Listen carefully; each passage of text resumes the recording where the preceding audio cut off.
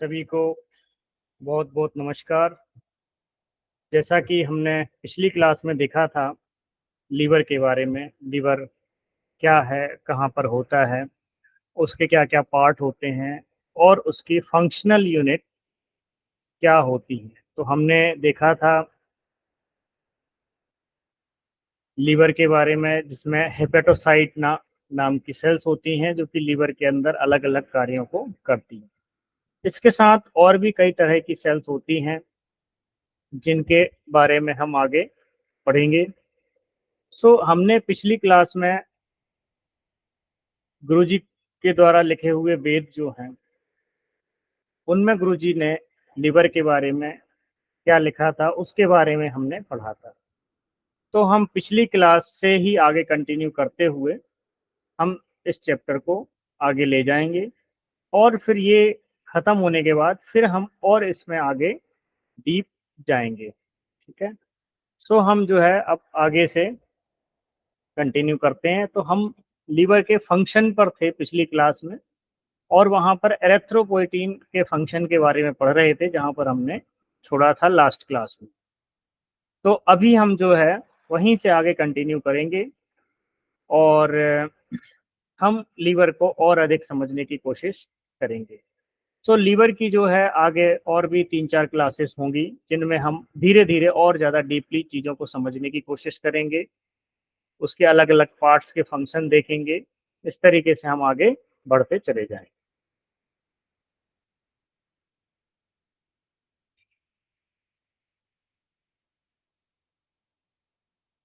तो हमने देखा था कि किडनीज एरेथ्रोपोइटीन नामक हार्मोन बनाती, जिसके संदेश मिलने पर ही बोन मैरो रक्त बनाती है।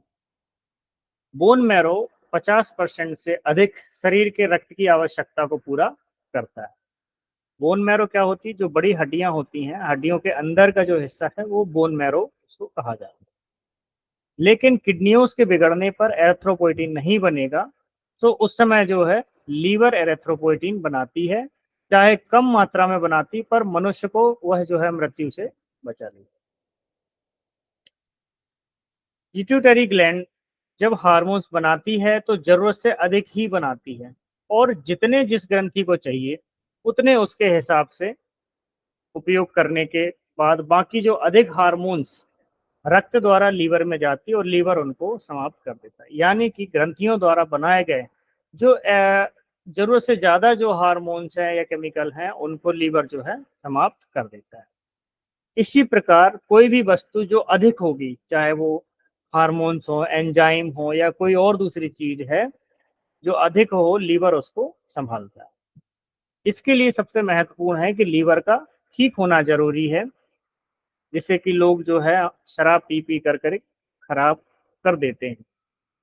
तो बीमारी के आने पर यह एंटीबॉडीज बनाकर शरीर को बीमारी से बचाता है।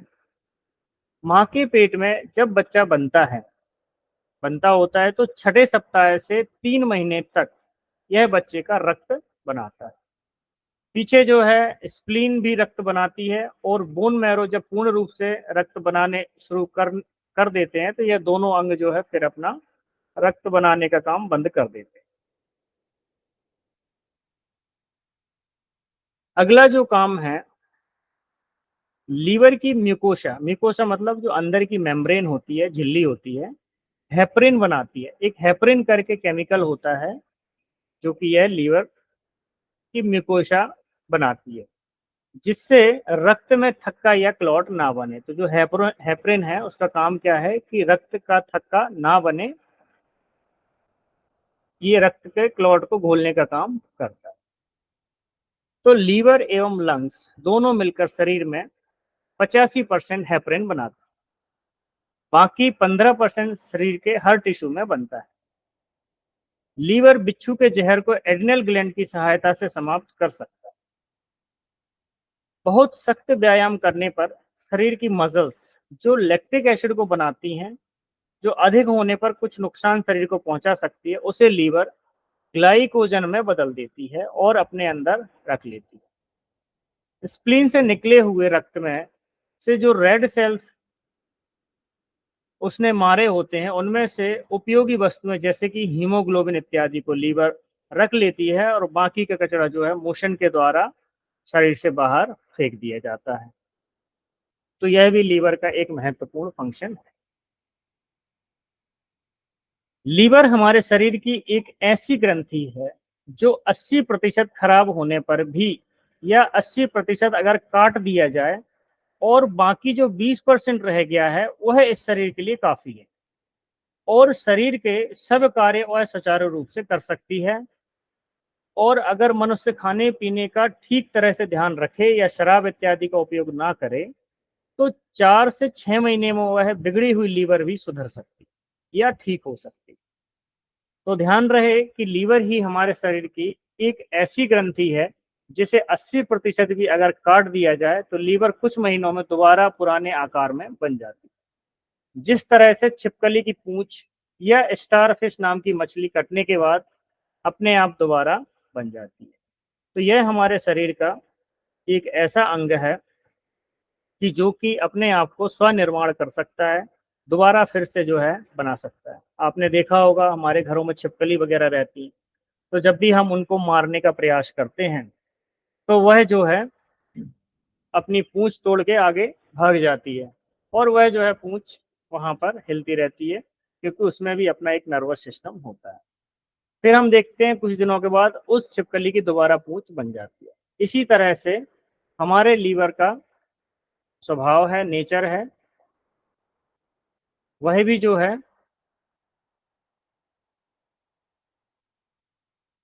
जो है अपने आप को पुनर्विकसित कर सकता है। लीवर की सेल्स इस तरीके से काम करती हैं।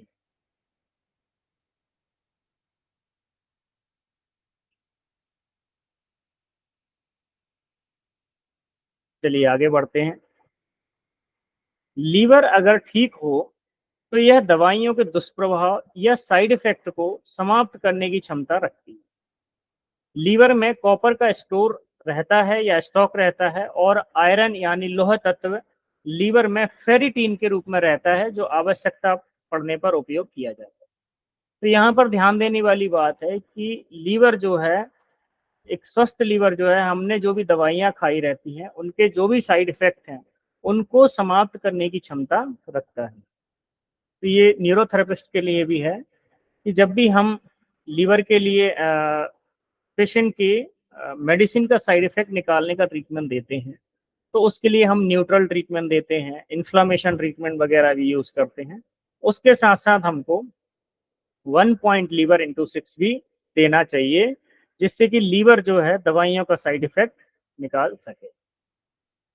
सो यहाँ पर लीवर का भी उपयोग किया जाना चाहिए दवाइयों, क्योंकि यह इसका एक महत्वपूर्ण फंक्शन है जो कि शरीर में मौजूद किसी भी तरह के हार्मफुल केमिकल को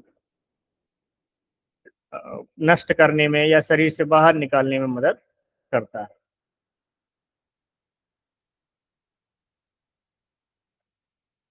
ठीक है।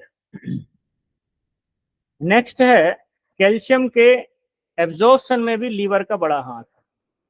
तो लीवर के ठीक तरह से कार्य करने से ही किडनीज द्वारा 125 डाईहाइड्रोक्सी कोल कैल्सीफेरॉल नामक हार्मोन बनेगा जो कि आंतड़ियों को कैल्शियम को एब्जॉर्ब करने यानी सोखने को उकसाता है जिससे कैल्शियम बनता है या शरीर की हड्डियों में पहुंचाया जाता है या फिर शरीर को आवश्यकता पड़ने पर हड्डियों से निकालकर कैल्शियम ब्लड को दिया जाता है।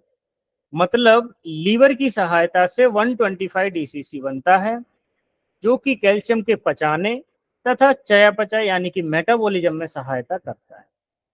पर यदि कैल्शियम का मेटाबॉलिज्म बिगड़ जाए तब लीवर में भी कैल्सिफिकेशन यानी कि लीवर में कैल्शियम के कण जम जाने से लीवर के कार्य पर असर होता है। कई बार लीवर के अंदर देखा होगा ये कैल्सिफाइड कुछ गठाने डेवलप हो जाती हैं। तो ये कैल्शियम का मेटाबॉलिज्म बिगड़ जाने के कारण ये कैल्शियम की या कैल्सिफाइड नोड्यूल्स बोले या ट्यूमर बोले वह जो है बन सकते हैं या गठाने बन जाती हैं। तो ये कैल्शियम मेटाबॉलिज्म के कारण होता है अगर उसमें कोई गड़बड़ी आ जाती है।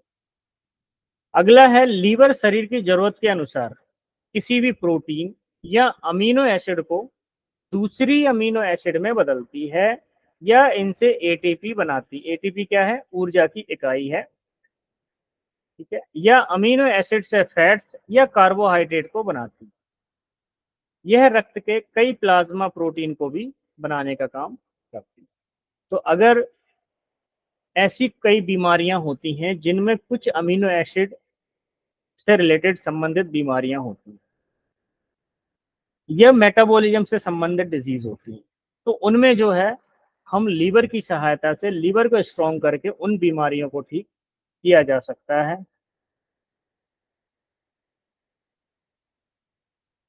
नेक्स्ट फंक्शन है लीवर का कि हार्ट में रक्त जाने से पहले वह रक्त जो है पोर्टल वेन के माध्यम से लीवर में से गुजरता है। तो शरीर की ग्रंथियों से जो रक्त आता है उसमें घुली हुई चीजों को लीवर के कफर सेल, हमने पढ़ा था कफर सेल होते हैं हेपेटोसाइट सेल के बाजू में ही पाई जाती है कफर सेल। तो उसमें घुली हुई चीजों को लीवर के कफर सेल्स जो है 99% तक साफ कर देते हैं। तो अगर रक्त में किसी तरह का इन्फेक्शन है तो हमारे लीवर को हम जब उकसाते हैं तो लीवर में मौजूद कफर सेल जो है उस इन्फेक्शन को भी खत्म करने का काम करती हैं, उस वायरस बैक्टीरिया को मारने में भी मदद करती हैं। यानी कि यह इम्यूनिटी का भी एक तरह से काम करता है शरीर को रोगों से बचाने में। बाकी खुली वायु जो गैसेस होती हैं, गैसेस को लंग्स में साफ कर दिया जाता है। तो लीवर के कफर सेल रक्त के उन पुराने सेल्स को समाप्त कर देती हैं जिनको 120 दिन हो चुके हैं, और रक्त में जो भी कचरा स्प्लीन से आता है उसे भी लीवर के कफर सेल्स साफ कर 1 सेकंड के 100वें हिस्से में खा जाते हैं। तो यहाँ पर ये गौर करने वाली बात है कि लीवर के सेल्स भी जो है यहाँ पर जो मेंशन किया गया है उसके अनुसार लिखा गया है कि लीवर के कफर सेल्स भी जो है जो 120 दिन पुराने आरबीसीज होते हैं उनको समाप्त करने का भी काम करता है। और हमने एक और दूसरी जगह पढ़ा है कि स्प्लीन के अंदर जो है इन सेल को समाप्त कर दिया जाता है जो सेल्स 120 दिन पुरानी हो जाती।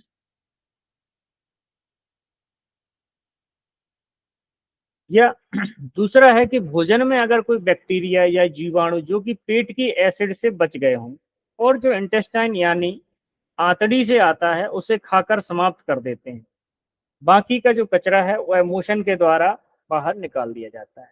यानी कि चाहे रक्त के माध्यम से कोई बैक्टीरिया या जीवाणु आए या फिर जो है इंटेस्टाइन या आंतड़ी से बचकर कोई वायरस बैक्टीरिया शरीर में घुस जाए तो उसको भी जो है लीवर के कफर सेल्स साफ कर देते हैं, उसको खत्म कर देते हैं। अगला फंक्शन है लीवर में रक्त कुछ मात्रा में जमा रहता है ताकि हार्ट को उसकी आवश्यकता के अनुसार रक्त को कम या अधिक भेजा जा सके। लीवर थायराइड ग्लैंड के T4 के हार्मोन से T3 को बनाती है। तो लीवर एक इंसुलिन जैसी केमिकल बनाती है जिसे सोमेटोमेडिन सी कहते हैं, जो कि ग्रोथ हार्मोन को उकसाता है।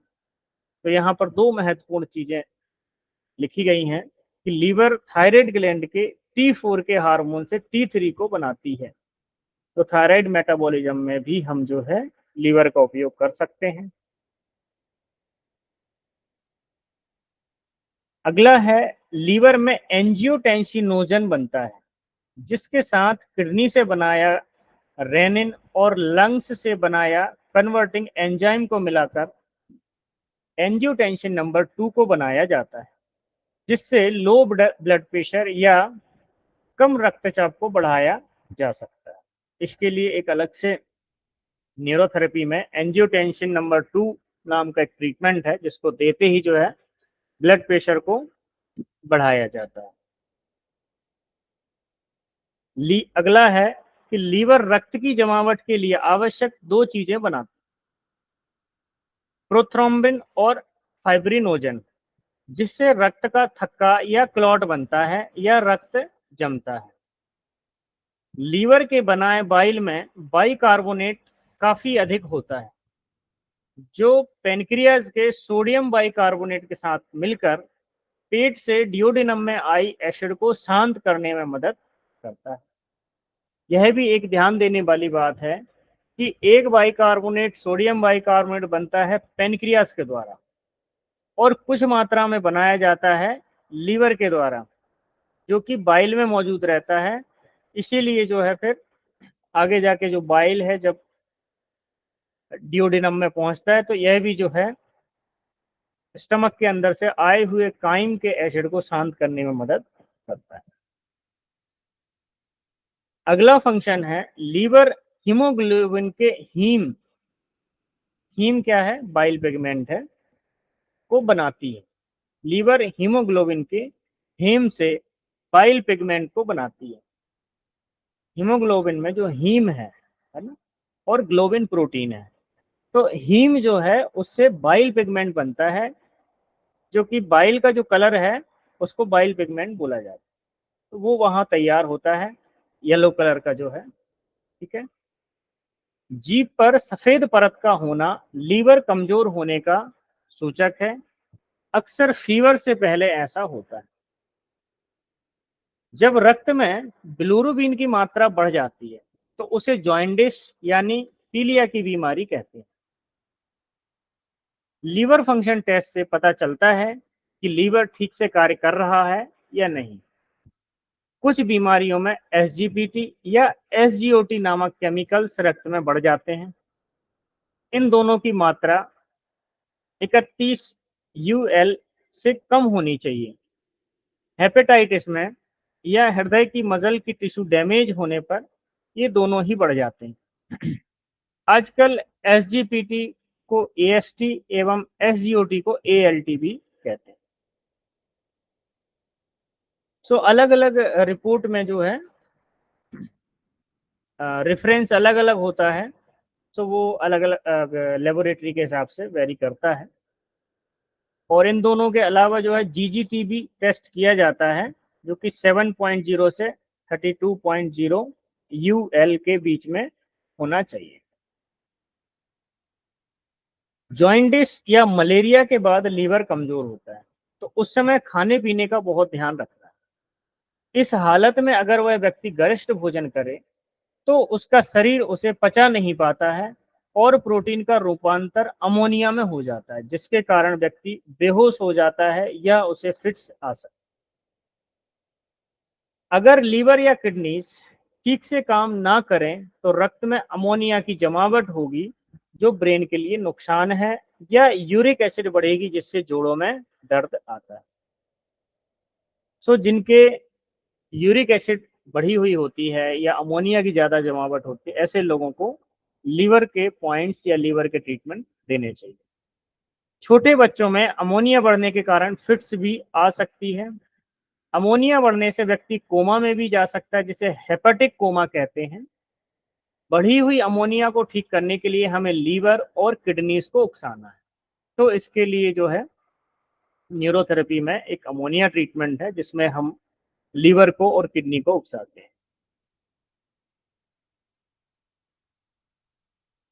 तो न्यूरोथेरेपी में अमोनिया का ट्रीटमेंट देकर जिन बच्चों को अमोनिया की वजह से फिट्स आती हैं, अमोनिया बढ़ने के कारण, तो अमोनिया का ट्रीटमेंट है जो देने के बाद जो है फिर अमोनिया धीरे धीरे कम होने लगती है, तो ऐसे बच्चों के फिर जो है फिट्स कम हो जाते हैं।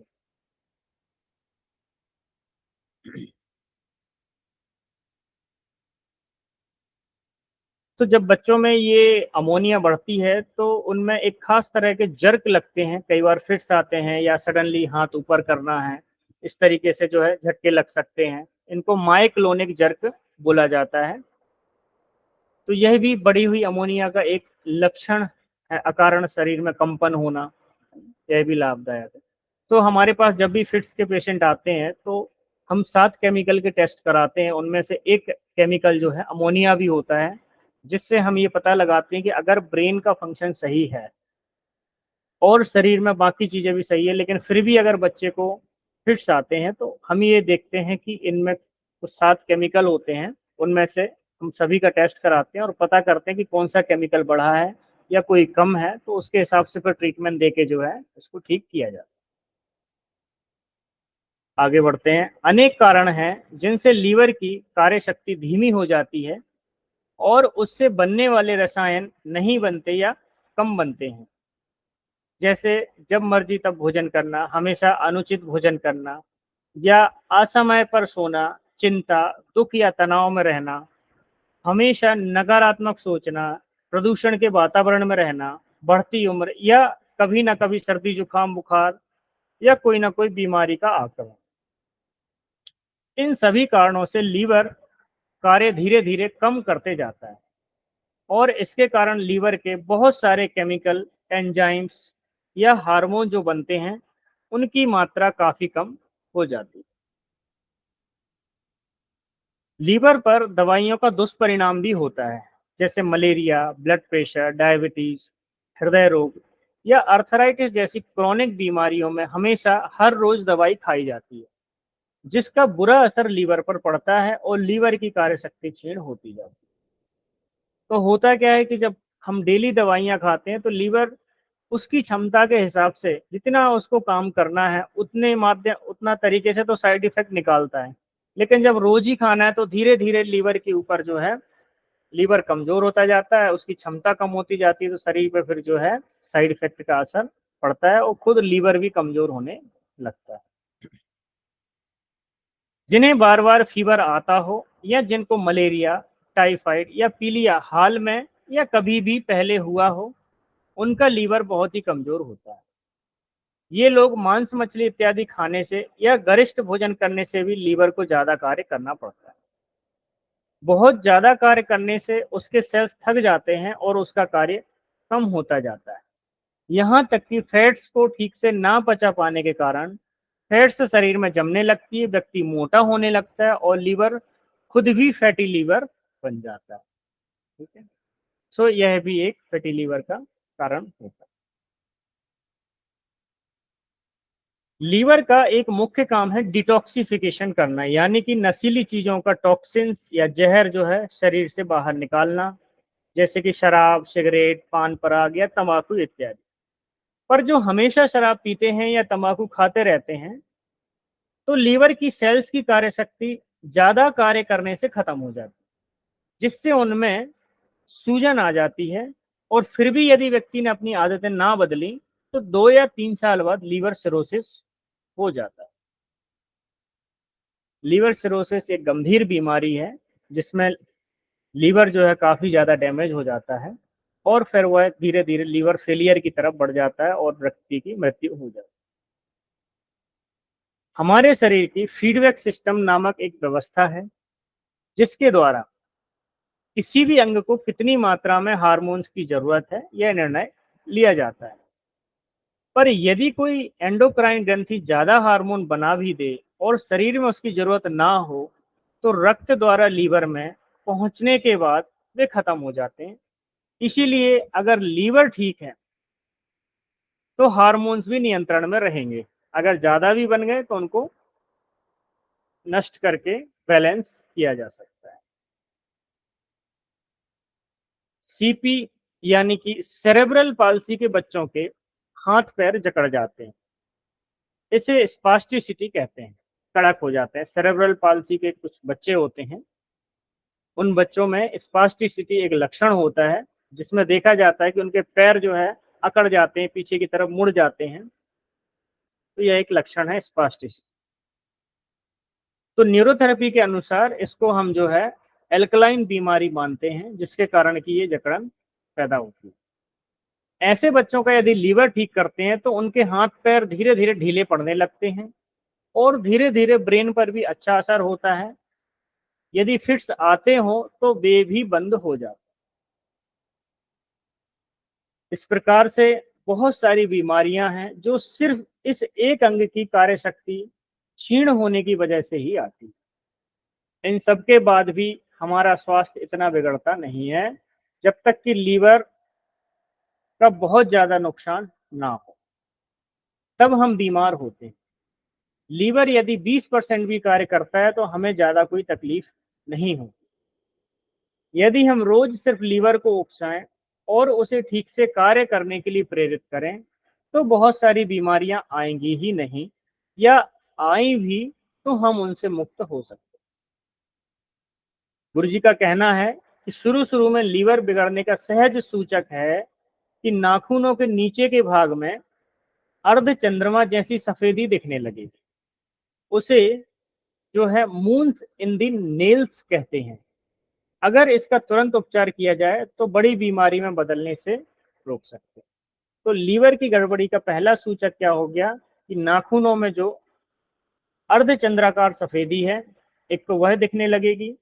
दूसरा उन्होंने क्या बताया था कि जीभ पर जो सफेद परत जमती है, वह भी जो है लीवर कमजोर होने का एक सूचक। तो लीवर की किसी भी बीमारी में हम जो है, हमारा न्यूरोथेरेपी के पॉइंट होता है 1 पॉइंट लीवर इंटू 6, उसको हम देते हैं और धीरे धीरे आदमी जिनका भी जो है लीवर कमजोर रहता है वह अपना कार्य करना शुरू कर देता है और वह ठीक हो जाता है।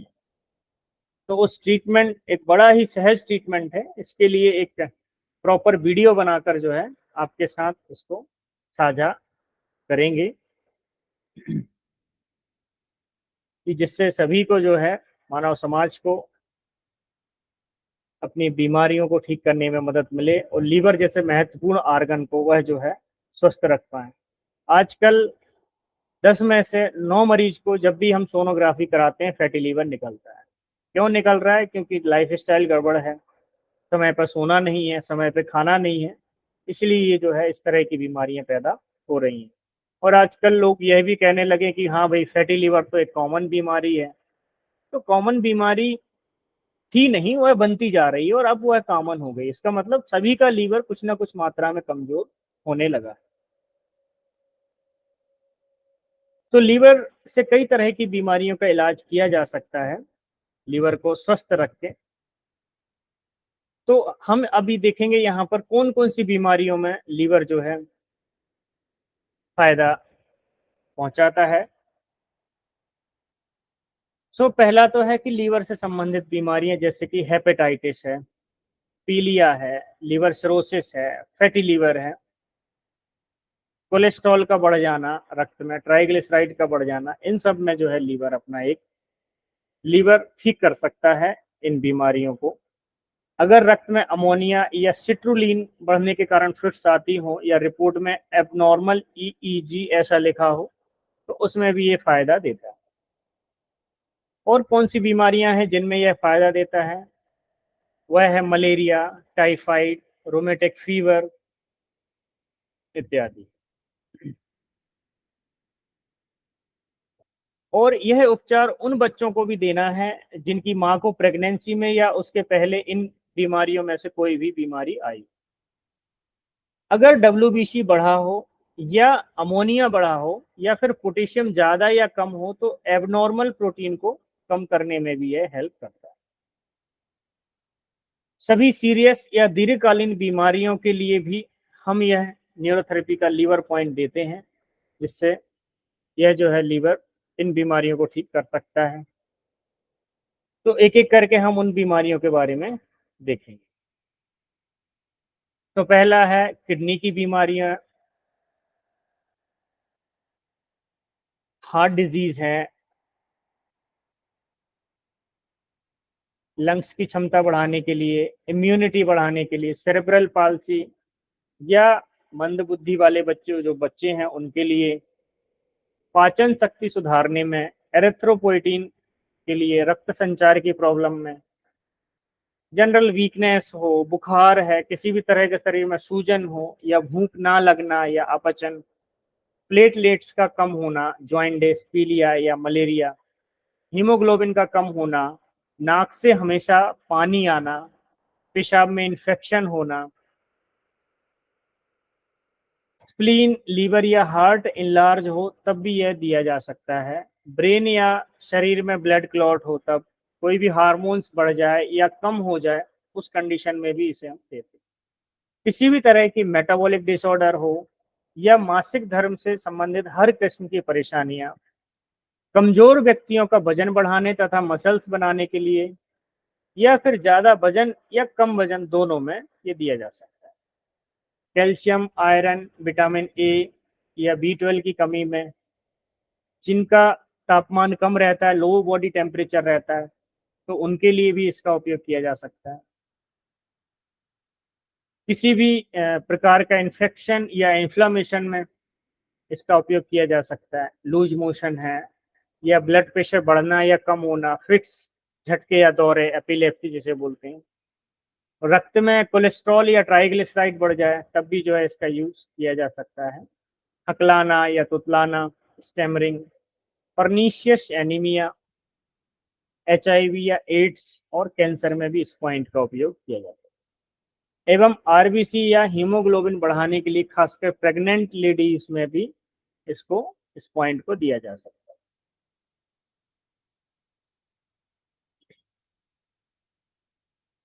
तो यहाँ पर हमने देखा लीवर के फंक्शंस के बारे में।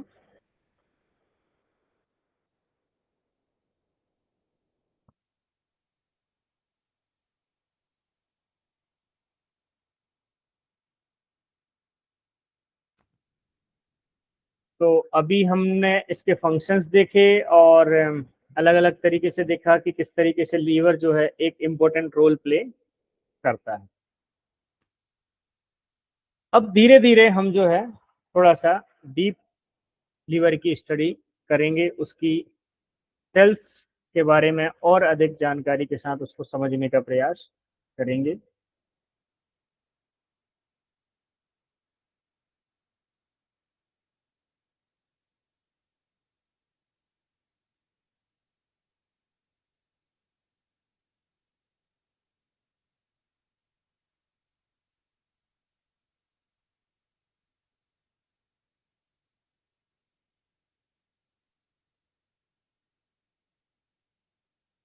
तो अभी हम जो है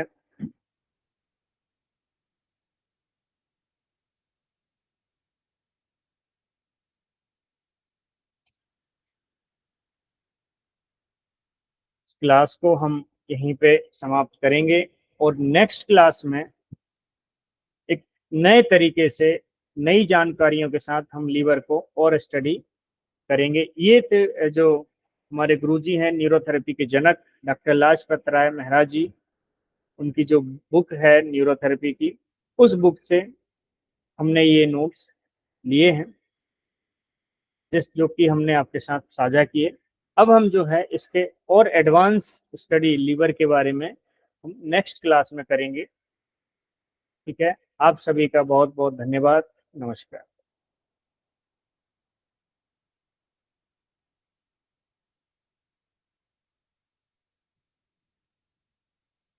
जय गुरु जी, जय नीरज।